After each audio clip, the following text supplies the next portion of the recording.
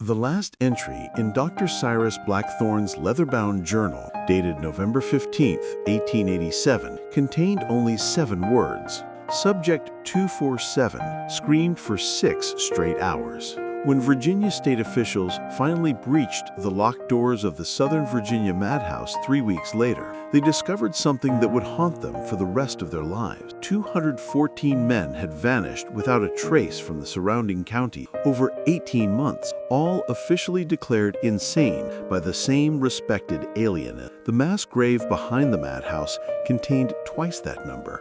For nearly a century and 40 years, the Commonwealth of Virginia has kept these records sealed, buried deeper than the victims themselves. Before we continue with the story of Dr. Cyrus Blackthorn and the nightmare that unfolded in Richmond, make sure you're subscribed to our channel and tell us in the comments what state you're listening from, because what happened in Virginia could have happened anywhere in America. But the true horror of the Southern Virginia Madhouse began not with screams in the night, but with the quiet desperation of families who simply wanted their missing loved ones back. Richmond in 1886 stood as Virginia's proud capital, a city of nearly 8,000 souls perched along the James River's winding banks. The limestone buildings of the state government rose like monuments to progress, while steamboats churned the muddy waters, carrying tobacco and bourbon to markets north. Yet beneath this veneer of prosperity, Virginia wrestled with the lingering wounds of the Civil War and the growing pains of Reconstruction. The Southern Virginia Madhouse had opened its doors in 1874, a grand 3-story brick edifice designed in the popular Kirkbride plan, long wings radiating from a central administration building like the spokes of a wheel. Its towering cupola and manicured grounds suggested enlightened care for the mentally afflicted, a far cry from the chains and cages of earlier times. Dr. Cyrus Blackthorn had assumed leadership of the institution in 1884, bringing with him credentials from the Pennsylvania Hospital for the Insane and glowing recommendations from colleagues in Philadelphia. Blackthorn cut an imposing figure at 43 years of age, tall and lean, with prematurely silver hair swept back from a high forehead and piercing gray eyes that seemed to catalog every detail of the world around him. His manner was precise, almost mechanical, as he conducted his daily rounds through the madhouse's corridors. Staff members noted his habit of taking copious notes in a leather-bound journal he carried constantly, scribbling observations in a cramped, nearly illegible hand. The doctor had arrived in Virginia with ambitious plans. Mental illness, he proclaimed to the State Board of Commissioners, was not an incurable affliction, but a puzzle to be solved through rigorous scientific method. His published papers in medical journals spoke of revolutionary treatments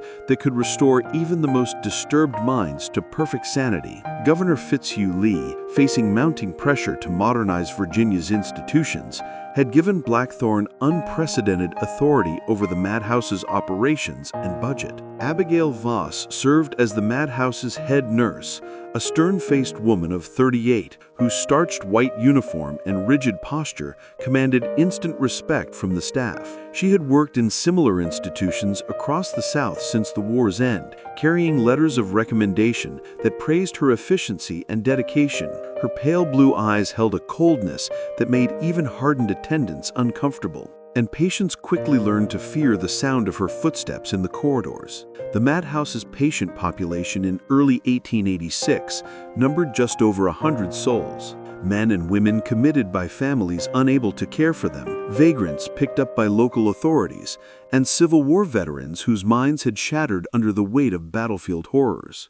Most came from Virginia's rural counties, places where medical knowledge remained scarce and superstition still held sway over rational thought. But Blackthorn's vision extended far beyond treating the genuinely afflicted. He had begun corresponding with pharmaceutical companies in Boston and New York, promising to test new compounds that could revolutionize the treatment of mental illness. The potential profits were enormous. Whoever developed effective treatments for insanity could corner a market worth millions of dollars. All Blackthorn needed were sufficient test subjects, and Virginia's sprawling rural counties provided an endless supply of forgotten men whose disappearances would barely be noticed. The first signs of something amiss came in the spring of 1886, when families in Augusta County began reporting that their menfolk were vanishing during trips to Richmond. Samuel Hutchins, a 42-year-old blacksmith, had traveled to the capital to sell horseshoes to the state government. His wife, Mary, received word a week later that Samuel had been committed to the madhouse after displaying signs of violent mania in a downtown tavern. When she made the difficult journey to visit him, madhouse staff informed her that Samuel had died of apoplexy during the night. Similar stories emerged from counties across southern Virginia. Hardy Peyton, a Shenandoah County farmer, disappeared while delivering a load of corn to Richmond's grain merchants. His family learned of his commitment to the madhouse only when they inquired with local authorities about his whereabouts. Like Samuel Hutchins, Hardy was reported dead within days of his arrival, supposedly succumbing to the advanced stages of dementia that had somehow escaped his family's notice for 43 years of his life. By autumn of 1886, a pattern had emerged that should have raised alarms throughout the Commonwealth. Men were disappearing from Virginia's poorest counties at an alarming rate, all officially declared insane by Dr. Blackthorn or his associates, and all dying within days or weeks of their commitment. Yet the political machinery that might have investigated these disappearances had been carefully oiled with generous donations to Governor Lee's political fund, contributions that arrived regularly from an account controlled by the Southern Virginia Madhouse.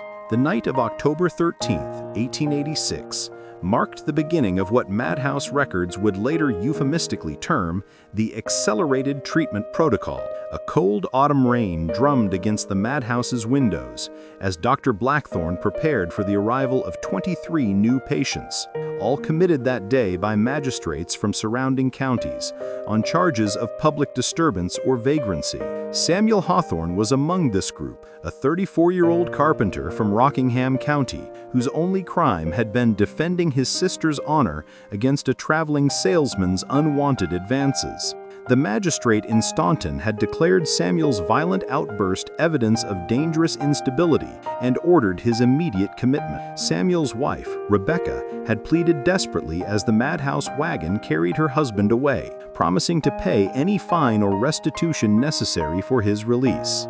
The new arrivals were processed in the madhouse's receiving room, a stark chamber illuminated by gas lamps that cast dancing shadows on whitewashed walls. Abigail Voss moved among them with clinical efficiency, recording names, ages, and supposed symptoms in a thick ledger. Her assistant stripped each man of his personal belongings and clothing, issuing rough gray uniforms that marked them as patients of the state. Dr. Blackthorn observed the proceedings from behind a desk cluttered with medical instruments and glass vials containing various colored liquids. He studied each new arrival with detached interest of a natural scientist, examining specimens, occasionally making notations in his ever-present leather journal. When his gaze fell upon Samuel Hawthorne, he paused, pen hovering over the page. "Strong constitution," Blackthorn murmured to Voss. "Good muscle tone, clear eyes. This one shows promise for the advanced trials." Samuel felt a chill that had nothing to do with the October night air. The doctor's words carried implications he couldn't fully grasp, but the cold satisfaction in those gray eyes suggested something far removed from healing or mercy. Around him, his fellow prisoners, for that's what they truly were, regardless of medical terminology, shuffled nervously as they were assigned to various wards throughout the madhouse. The treatment began immediately. Patients selected for Blackthorn's special attention were escorted to a wing of the madhouse that had been sealed off from the general population, its windows painted black from the inside to prevent observation. Here, in a series of rooms that resembled a medieval torture chamber more than a medical facility, the true nature of Blackthorn's research revealed itself. The first experiments focused on what Blackthorn termed cerebral stimulation, the injection of various chemical compounds directly into patients' bloodstreams while they were restrained on iron tables. The substances had been supplied by Harrington Labs of Boston, a company eager to test new formulations without the oversight that traditional medical trials trials required. Some compounds produced violent convulsions that could be heard throughout the sealed wing. Others induced a catatonic state so profound that patients appeared to be dead, their breathing barely detectable even to trained observers. Samuel Hawthorne endured his first injection on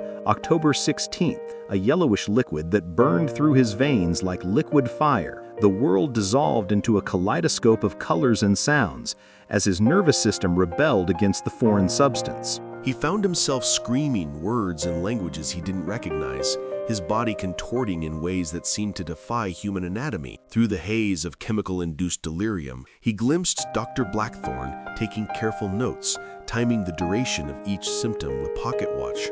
The treatments continued nightly, each more elaborate than the last. Blackthorn had developed what he called a graduated exposure protocol, testing increasingly dangerous compounds on the same subjects to document their cumulative effects. Men who survived the initial trials were subjected to combinations of drugs that produced symptoms ranging from temporary blindness to complete paralysis. Those who died, and many did, were quickly removed to make room for fresh subjects, arriving daily from across Virginia. Abigail Voss proved invaluable in these endeavors, her nursing training allowing her to keep patients alive long enough for Blackthorn to complete his observations. She had developed techniques for reviving subjects who had gone into cardiac arrest, using primitive electrical devices to restart their hearts. Her dedication to the work went beyond professional duty. She seemed to derive genuine satisfaction from the power she wielded over human life and death. But the experiments demanded more than just test subjects. They required absolute secrecy. When families began making inquiries about their missing relatives, Voss implemented what she called containment protocols. Visitors to the madhouse were given fabricated death certificates and directed to a small cemetery on the grounds where empty graves bore the names of men who were still alive in the experimental wing. Those who pressed too hard for answers sometimes found themselves facing their own commitment proceedings, declared mentally unstable by Dr. Blackthorn after brief examinations that focused more on their knowledge of madhouse operations than their actual mental state. The system worked with terrifying efficiency through the winter of 1886 and into the spring of 1887. By summer of 1887, the Southern Virginia Madhouse had transformed into something far more sinister than its original humanitarian mission. Dr. Blackthorn's experimental wing had expanded to occupy nearly half of the facility's space, with new sections being added monthly to accommodate the ever-growing number of test subjects. The legitimate patients, those genuinely suffering from mental illness, found themselves increasingly isolated in cramped quarters, while Blackthorn's research consumed more resources and personnel. The doctor's leather journal had grown into a collection of 7 volumes, each filled with meticulous observations of human suffering, documented with scientific precision. His handwriting had evolved over the months, becoming more erratic as the experiments intensified. Pages were filled with sketches of facial expressions during various stages of chemical poisoning, detailed timelines of neurological breakdown, and calculations determining the minimum dosage required to produce specific symptoms without causing immediate death. Abigail Voss had recruited additional staff for the experimental wing, carefully selecting individuals whose background suggested they would ask few questions about their duties. Many were former Confederate soldiers struggling to find work in the post-war economy, men whose wartime experiences had already numbed them to violence and death. Others were recent immigrants from Ireland and Germany who spoke little English and depended entirely on the madhouse for their livelihood. Among these new recruits was Otto Kraus, a German immigrant who had arrived in Virginia just 6 months earlier, seeking work in the coal mines. When mining opportunities failed to materialize, he had accepted Voss's offer of employment at the madhouse, grateful for steady wages that allowed him to send money back to his family in Bavaria. Otto's job involved maintaining the experimental equipment and disposing of materials that Blackthorn deemed no longer useful, a euphemism that covered everything from soiled clothing to human remains. The disposal process had become increasingly elaborate as the body count mounted. Initially, Blackthorn had relied on the madhouse's official cemetery, falsifying records to account for the unusually high mortality rate. But as the numbers grew impossible to explain through natural causes, more creative solutions became necessary. Otto discovered that the limestone caves honeycombing the area around Richmond provided perfect locations for concealing evidence of the experiments. Bodies could be lowered into deep crevices where they would never be found, or dissolved in the acidic pools that formed in the lower chambers. But Blackthorn's most ambitious project involved partnership with medical schools throughout the Northeast, institutions that paid handsomely for fresh cadavers used in anatomical instruction. The Madhouse's location in Virginia provided perfect cover for this macabre trade. Bodies could be preserved in ice during winter months and shipped north in sealed coffins labeled as belonging to deceased mental patients. No one questioned the high mortality rate at an institution supposedly treating the most disturbed minds in the Commonwealth. The financial arrangements were handled through a complex network of intermediaries that insulated both Blackthorn and his customers from legal liability. Dr. Elias Stanton at Yale Medical School served as the primary contact, coordinating shipments and payments through a series of shell companies established in various states. The profits were enormous. A single preserved corpse could bring as much as $200, more than most Virginia farmers earned in an entire year. Samuel Hawthorne had survived longer than most subjects in the experimental wing, his strong constitution allowing him to endure treatments that killed weaker men within days. By July of 1887, he had become one of Blackthorn's most valuable test subjects, his body's resilience providing opportunities to explore the long-term effects of repeated chemical exposure. But survival came at a terrible cost. Samuel's mind had begun fracturing under the strain of constant torture, and he found himself slipping in and out of lucidity as the experiments continued. During his moments of clarity, Samuel observed the systematic nature of Blackthorn's operation. New subjects arrived regularly, processed through the receiving room before disappearing into the experimental wing. He learned to recognize the sounds that indicated which treatments were being administered, the screams that accompanied injection protocols, the sudden silence that meant another subject had died, and the mechanical noises of Otto's disposal activities in the hours before dawn. But Samuel wasn't the only one paying attention. In the counties surrounding Richmond, families had begun comparing notes about their missing relatives.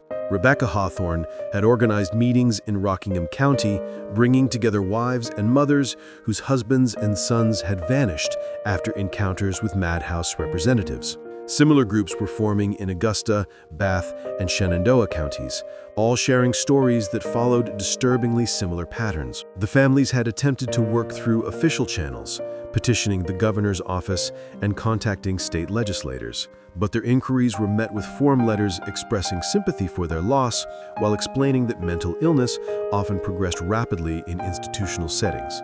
Death certificates were provided when requested, all bearing Dr. Blackthorn's signature and listing causes of death ranging from apoplexy to consumption to general debility. More disturbing were the reports from families who had attempted to visit the Madhouse grounds. Several mothers described being turned away at the gate by armed guards who claimed their sons had become too violent to receive visitors.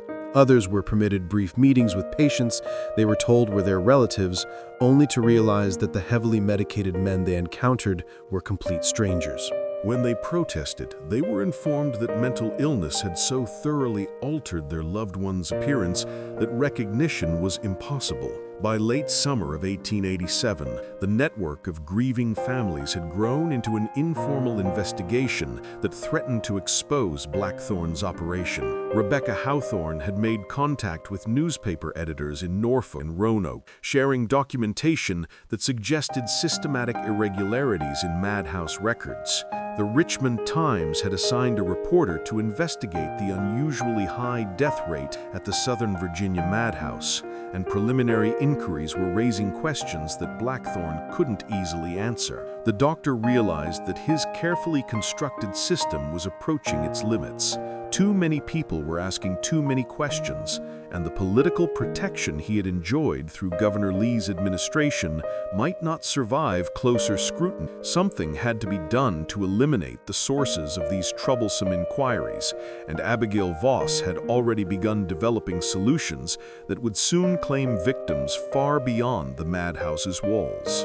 The autumn of 1887 brought an unseasonable chill to central Virginia, as if nature itself recoiled from the horrors unfolding within the madhouse's walls.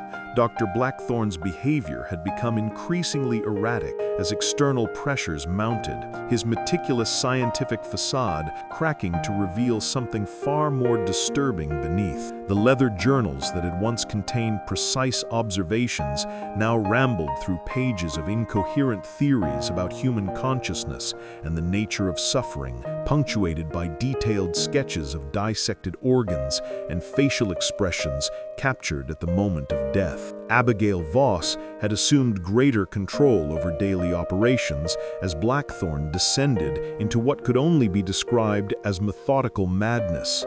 Her network of external agents had expanded to include corrupt officials in 6 counties, all working to maintain the steady flow of test subjects that fed the doctor's insatiable appetite for human experimentation. But the system was becoming increasingly difficult to maintain as federal investigators began asking questions that couldn't be answered with forged documents and bribed witnesses. The breaking point came on November 8th, when Federal Marshal William Hargrove arrived in Richmond with a warrant to inspect the madhouse's records.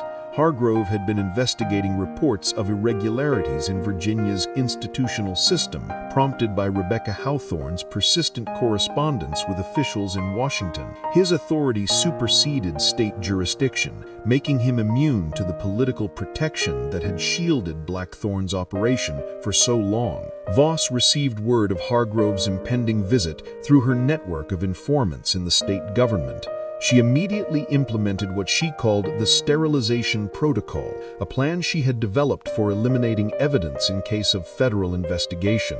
The protocol involved destroying all documentation of the experimental program and eliminating any witnesses who could provide testimony about illegal activities. Otto Kraus worked through the night of November 7th, feeding thousands of pages of medical records into the madhouse's furnaces. The leather journals documenting Blackthorn's experiments proved more difficult to destroy, their thick bindings requiring hours of careful burning to ensure complete destruction. By dawn, nearly 2 years of meticulous documentation had been reduced to ash, leaving only the physical evidence contained within the experimental wing itself. But the most disturbing aspect of the sterilization protocol involved the surviving test subjects. Voss had calculated that 43 men remained alive in the experimental, their continued existence representing an unacceptable risk to the operation's security. Rather than attempt to conceal them during Hargrove's inspection, she made a decision that would haunt investigators for decades to come. Samuel Hawthorne was among the 43 men marked for elimination. Despite the neurological damage from his recent torture, he understood what was happening when guards began moving subjects from the experimental wing to a previously unused section of the madhouse's basement. The area had been converted into what resembled an execution chamber, with drain systems installed to facilitate the disposal of large quantities of blood and other bodily fluids. The killing began at midnight on November 8th, just hours before Marshal Hargrove was scheduled to arrive. Voss personally administered lethal injections to each subject using a concentrated form of morphine that induced cardiac arrest within minutes. She worked with the efficiency of someone who had planned this contingency for months, her movements precise and unhurried despite the enormous scope of the task before her. Samuel managed to delay his execution by feigning unconsciousness when guards came for him, allowing him to witness the systematic murder of men he had lived alongside for more than a year. He watched Benjamin Carter from Highland County die with tears streaming down his face, still clutching a crude cross he had carved from a piece of wood. James Mullins from Page County whispered his wife's name as the poison coursed through his veins, his body convulsing before falling still on the concrete floor. But Samuel's reprieve was temporary. As dawn approached and Voss neared completion of her grisly task, guards returned to collect the remaining subjects. Samuel found himself strapped to the same table where he had endured months of torture, looking up at Voss's cold blue eyes as she prepared the syringe that would end his life. The irony was not lost on him. After surviving experiments that had killed hundreds of other men, he would die not as a test subject, but as a witness whose testimony threatened the entire operation. Yet fate had one final twist in store. As Voss leaned over Samuel to administer the lethal injection, the madhouse's main building erupted in chaos. Federal Marshal William Hargrove had arrived ahead of schedule, accompanied by a team of investigators who had surrounded the facility during the night. Guards throughout the madhouse were scrambling to respond to the unexpected raid, leaving the basement execution chamber temporarily undefended. Samuel seized his opportunity, using strength he didn't know he still possessed to break free from his restraints. The months of chemical torture had left his body damaged, but had also heightened his awareness of his own physical limits. He struck Voss with a piece of medical equipment, stunning her long enough to escape from the basement execution chamber and make his way toward the main building, where he hoped to find Marshal Hargrove. What he discovered there would complete the picture of horror that had consumed the Southern Virginia Madhouse. The federal investigators had uncovered evidence that went beyond illegal human experimentation. They had stumbled upon a conspiracy that reached into the highest levels of Virginia's government and extended to similar institutions across multiple states. The systematic murder of indigent men was just one component of a larger operation that involved organ trafficking, pharmaceutical testing, and the development of chemical weapons for potential military use. But the most shocking revelation was yet to come. Hidden in Dr. Blackthorn's private safe, investigators found correspondence that revealed the true scope of the conspiracy and the identities of everyone involved in its operation.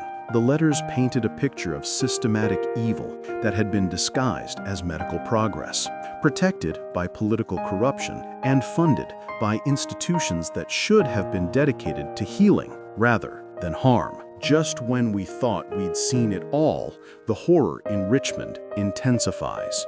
If this story is giving you chills, share this video with a friend who loves dark mysteries. Hit that like button to support our content, and don't forget to subscribe to never miss stories like this.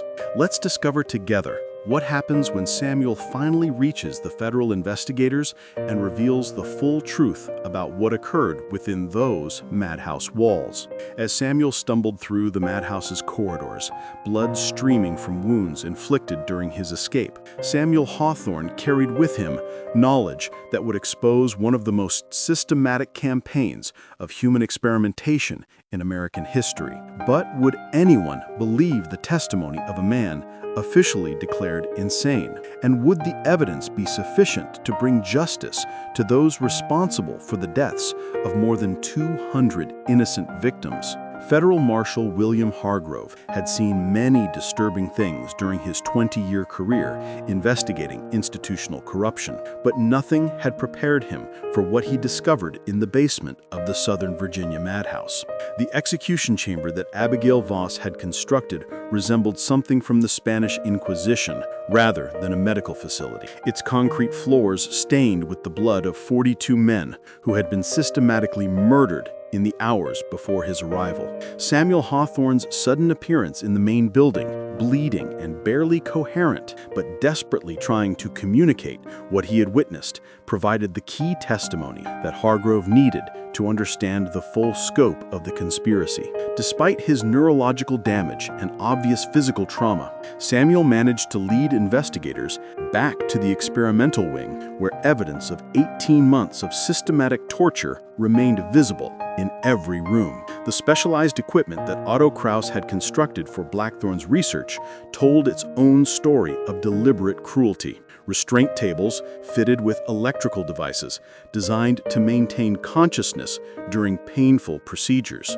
Glass containers holding preserved organs in various stages of dissection. Chemical apparatus for creating compounds that had no legitimate medical purpose. Most disturbing of all, a collection of photographic plates documenting facial expressions during different stages of experimental torture, organized by subject number and type of treatment administered. Dr. Blackthorn himself was found in his private office, sitting calmly behind his desk, as if the chaos erupting throughout the madhouse was merely an inconvenient interruption to his daily routine. His gray eyes showed no recognition of the gravity of his situation, as Hargrove placed him under arrest for murder, fraud, and conspiracy against the United States. When questioned about the men who had died under his care, Blackthorn responded only that their sacrifice had advanced human knowledge and would ultimately benefit society as a whole. You cannot comprehend the magnitude of what we have accomplished here, Blackthorn told Hargrove, his voice carrying the same clinical detachment he had used when describing experimental procedures. These subjects were contributing to research that will revolutionize medicine and provide invaluable intelligence for national defense. Their deaths were not murders, but necessary casualties in the advancement of science. Abigail Voss proved more difficult to apprehend. She had disappeared from the madhouse grounds during the confusion of the federal raid, taking with her a substantial amount of cash and documents that investigators later determined contained contacts for similar operations in other states. Her network of corrupt officials and hired assassins had provided her with resources for escape that Blackthorn's scientific obsession had never contemplated needing. The search for Voss led Hargrove's team to uncover the full extent of the conspiracy that had made Blackthorn's research possible. Governor Fitzhugh Lee's involvement became clear when investigators discovered a secret account containing more than $50,000 in payments from the madhouse, money that had been used to finance his political campaigns and personal lifestyle. The governor's protection had been purchased not just with cash, but with promises of access to experimental results that could benefit Virginia's emerging pharmaceutical industry. More disturbing was the discovery of Blackthorn's correspondence with institutions across the Northeast. Yale Medical School had indeed been purchasing preserved corpses from the madhouse, but the relationship went far deeper than simple cadaver traffic. Dr. Elias Stanton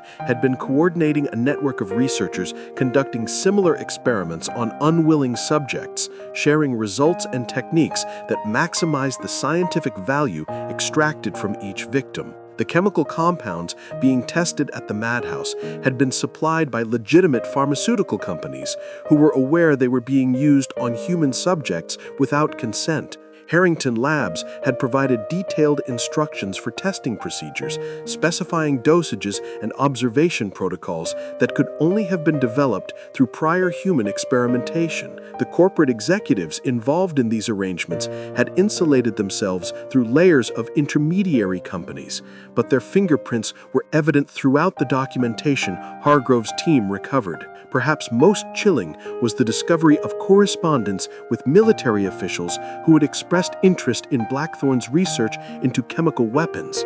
The nerve agents being tested on madhouse patients had been developed specifically for potential use against enemy forces, with the subjects serving as unwitting test pilots for weapons that could kill thousands in future conflicts. The intersection of medical research, corporate profits, and military applications had created a perfect storm of institutional evil that had consumed more than 200 lives. Otto Kraus was found hiding in the limestone caves beneath the madhouse, surrounded by evidence of his role in disposing of victims' remains.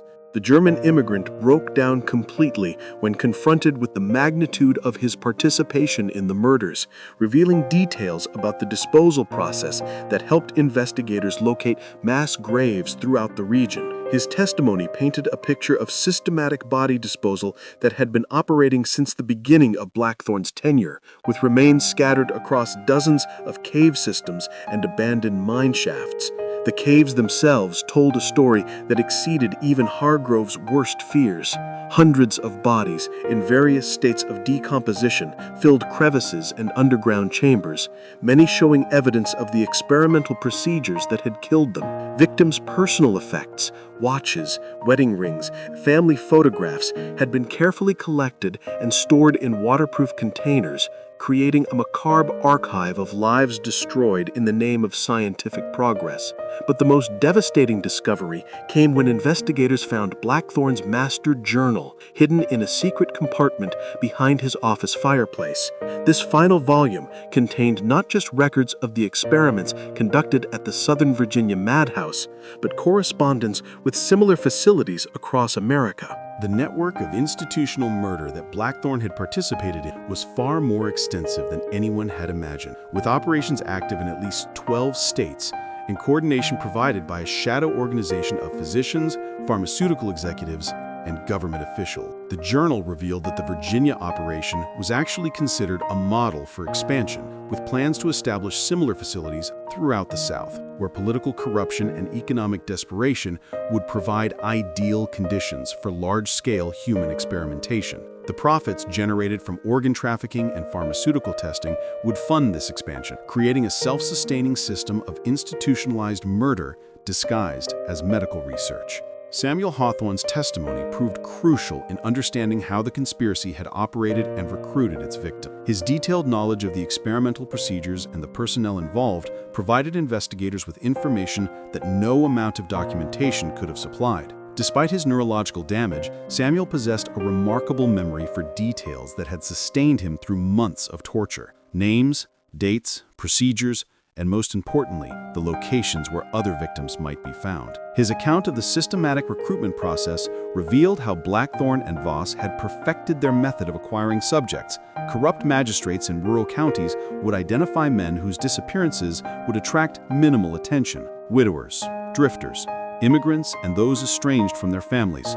These individuals would be arrested on fabricated charges, declared mentally incompetent after cursory examinations, and transported to the madhouse, where they would vanish into the experimental wing. The financial incentives that maintained this system were staggering in their scope. Each magistrate received $50 per commitment, more than most rural officials earned in a month of legitimate work. Sheriff's deputies who transported subjects to the madhouse earned additional payments, while coroners who signed fraudulent death certificates received bonuses based on the number of documents they processed. The conspiracy had corrupted the entire legal system of Southern Virginia, creating a machine designed specifically for the harvesting of human beings.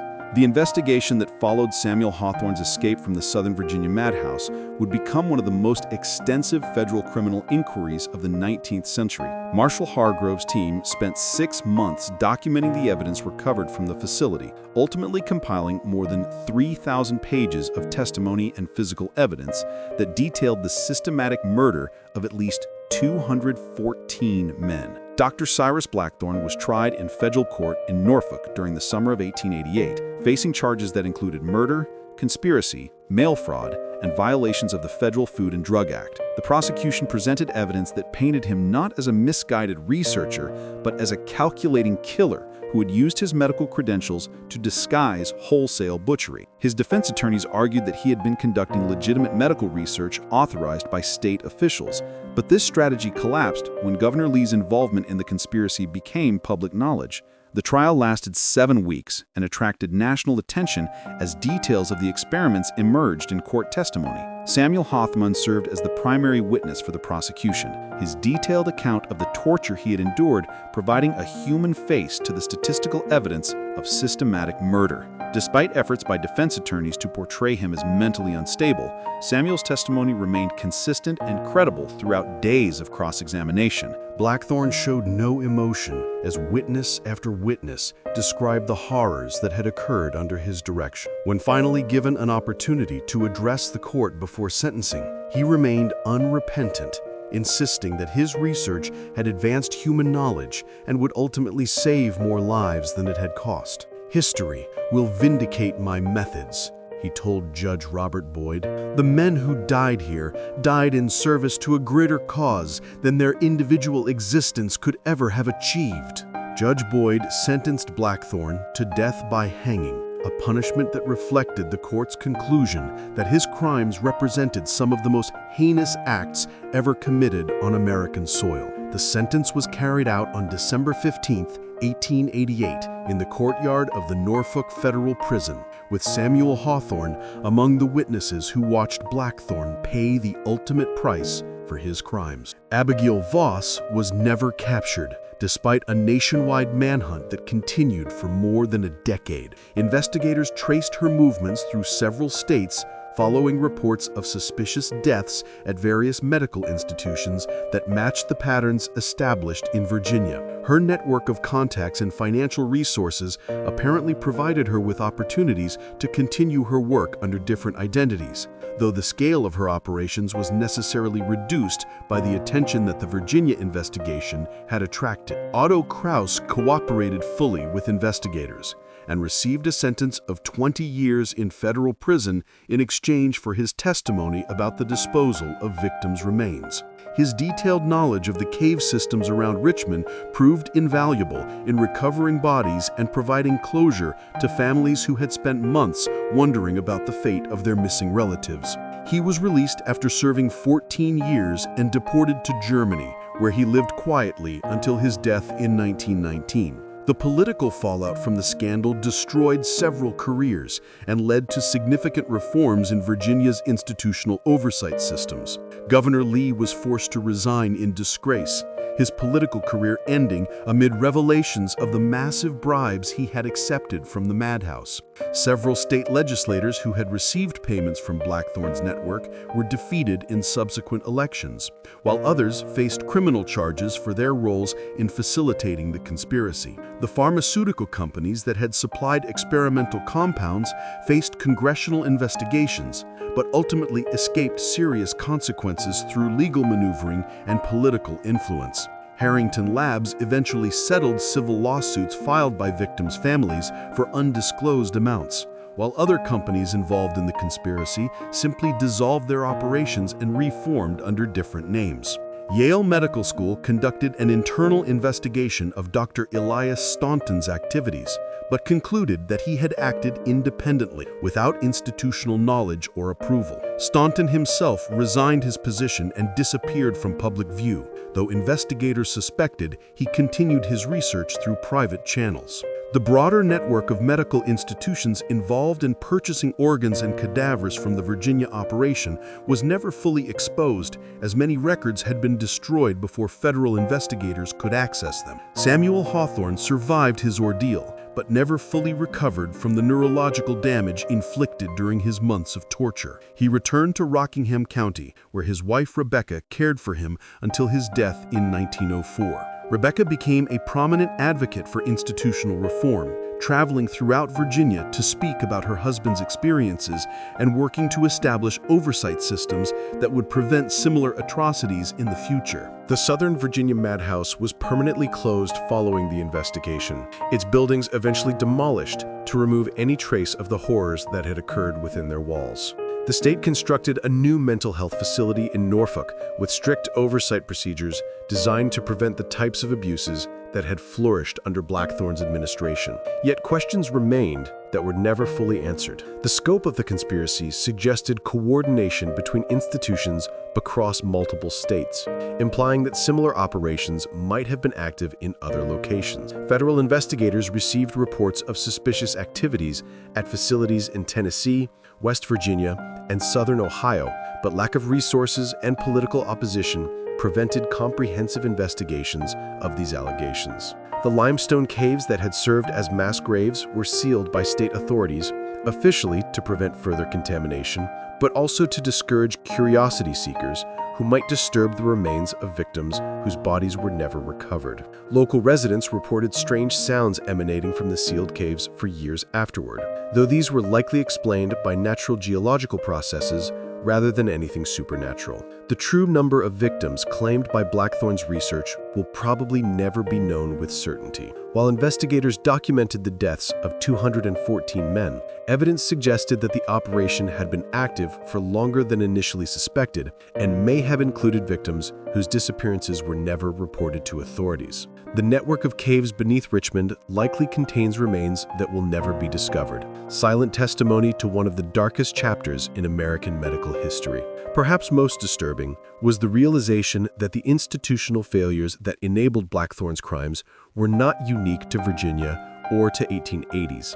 The combination of political corruption, economic incentives, and scientific ambition that had created the conditions for systematic murder continued to exist throughout the country, raising questions about what other atrocities might be occurring under the guise of legitimate medical research. The legacy of the Southern Virginia Madhouse serves as a reminder that the pursuit of scientific knowledge, when divorced from moral constraints and proper oversight, can become indistinguishable from systematic evil. The men who died in Blackthorn's experiments were not volunteers for the advancement of human knowledge. They were victims of a conspiracy that valued their lives less than the data their deaths could provide. Samuel Hawthorne's courage in exposing this conspiracy, despite the personal cost of his testimony, ensured that their deaths would not be completely meaningless. His willingness to relive his trauma in court proceedings helped establish legal precedents that strengthened protections for patients in medical institutions throughout the United States. Yet, the question remains whether these protections are sufficient to prevent future atrocities, or whether the fundamental conditions that enabled Blackthorn's crimes continued to exist in different forms. This mystery shows us how easily institutional authority can be corrupted when oversight fails and powerful interests align against the vulnerable members of society. The systematic nature of the crimes committed at the Southern Virginia Madhouse demonstrates that evil often wears the mask of progress, using the language of science and medicine to disguise its true intentions. What do you think of this story? Do you believe that similar operations could exist today under different circumstances? The parallels between Blackthorn's conspiracy and modern concerns about pharmaceutical testing and institutional oversight are disturbing to consider. Leave your comment below and share your thoughts about how society can prevent such atrocities from occurring again. If you enjoyed this tale and want more horror stories like this, subscribe, hit the notification bell, and share with someone who loves dark mysteries from America's past. See you in the next video.